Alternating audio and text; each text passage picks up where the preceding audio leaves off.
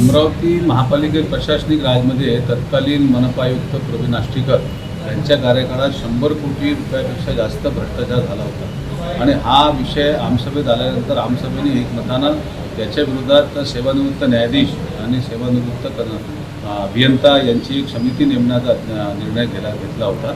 50 दिवस झाले आजपर्यंत ती समिती गठीत करण्यात आलेली आहे।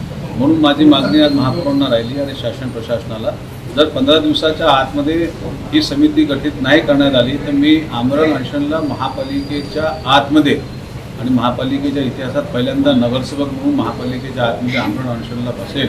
मी आज महापौरांना अशा प्रकारचं निवेदन दिलं आहे आणि 100 कोटी रुपयापेक्षा जास्त भ्रष्टाचाराचा आरोप असून सुद्धा प्रशासन आणि शासन किती गंभीर आहे याच्यावरनं हे दिसत आहे।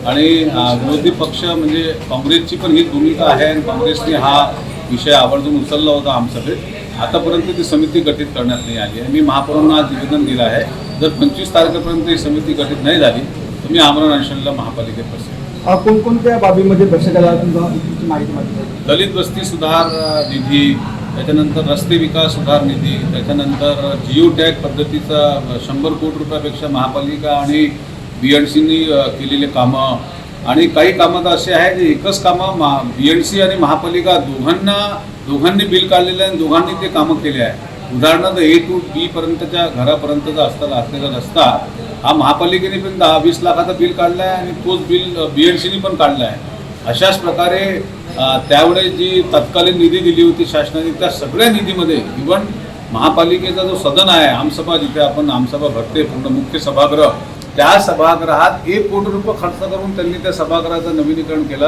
आणि त्या सभागृहाला पुन्हा आता नवीनीकरण करण्यासाठी या महापौरांनी फक्त 3 वर्षातच नव्याने प्रस्ताव टाकला आहे। अशा प्रकारचे 100 कोटी रुपयापेक्षा जास्त भ्रष्टाचाराचा आरोप त्या आयुक्तांवर आहे आणि त्या आयुक्तांनी ADTP डिपार्टमेंट नगररचना विभागात एक दिवसात काही इथले डेव्हलपर्स आणि काही इथले जे बिल्डर आहे त्यांच्या भूमींना ग्रीनपासून येलो करण्यासाठी एका दिवसात 5-5 बैठका दाखवल्या। वास्तविक 5 महिन्यात एक बैठक होत नाही, पण त्या आयुक्तांनी एका दिवसात 5 बैठका दाखवल्या। अशा प्रकारचे भरपूर भ्रष्टाचार आहे।